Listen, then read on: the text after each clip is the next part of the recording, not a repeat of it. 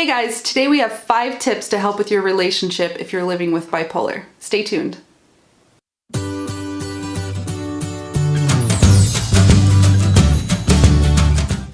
Do you live with bipolar and you're in a relationship?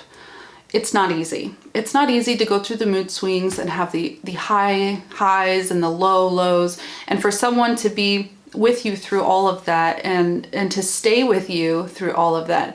So these 5 tips I hope really help you to cope and for your relationship to grow and be successful. So my first tip is to know your disorder. Know what's going on with yourself. Know how you feel and understand what the disorder means and what it takes to put up with it and really to cope with it and live with this kind of bipolar. Everybody has a different level or a different kind of bipolar. No 2 people with bipolar are the same. So know what yours looks like and understand how it works for you so that you can be better in this relationship. Number 2, know your triggers. If you get triggered by the sound of cell phones in the middle of the night, I don't know why, but that is one of mine. So if that triggers you, know that and let your partner know, hey, please turn your cell phone sound off in the middle of the night. That's just one of my weird triggers. It makes me angry and then I can't sleep, and maybe that's just a normal thing. Maybe that's not bipolar, I'm not sure. But it can really set me off and set my mood off. I can wake up the next day and have a horrible day. So know what your triggers are. If your triggers are certain kinds of conversations or certain ways to have conversations, then it's important to know that so you can avoid those kinds of situations so that you don't go into depression, or maybe certain things like shopping or certain kinds of sugar or caffeine set you into mania. You should know that. Let yourself understand what's happening with yourself so that you can do better in this relationship. Tip number 3, know some helpful techniques.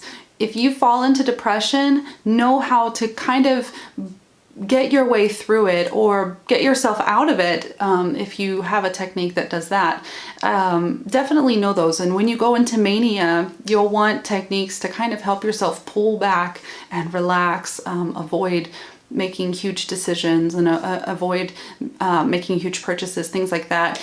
I have an article that is 9 things to do when depression hits. I'll put that down below so that you guys can read that. I don't have anything yet about mania. I should probably make one. But that's my tip number 3. So definitely find out what works for you so that you can get through whatever mood swing you're going through at the time.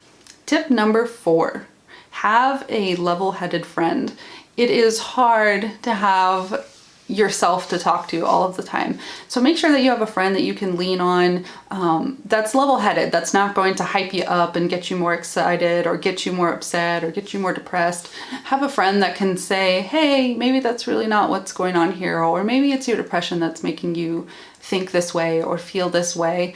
If you're seeing somebody like a therapist or a doctor, definitely talk to them about maybe getting a support person or somebody that you can call whenever and just talk about how you're feeling or what you're going through.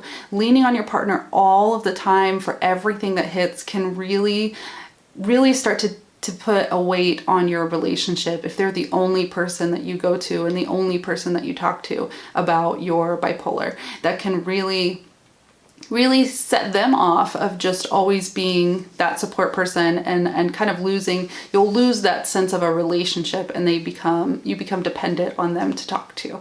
So definitely find a good friend that you can speak with that's not going to hype you up or bring you down and leave you in a heightened or lowered state. Okay? Tip number 5. Let your partner know. In the beginning, sit down and have this conversation about what your bipolar is. Explain to them what you go through personally, the things that happened for you in the past.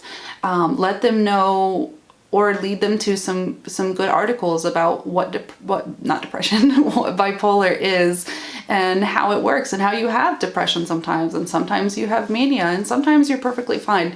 And so that they can make a good decision, or at least understand better what is going on and how to be a good support person for you so that your relationship doesn't suffer. Okay, so those are my 5 tips today on how to help your relationship if you're living with bipolar. I really hope that this helped. If you want to read the blog, it's at lifedonewild.com. You can go there and read all the other articles that we have. If you would please like, subscribe, and hit the bell so that you can get notifications when we have future videos. All right, guys, all the love to you, and we'll see you on the next one.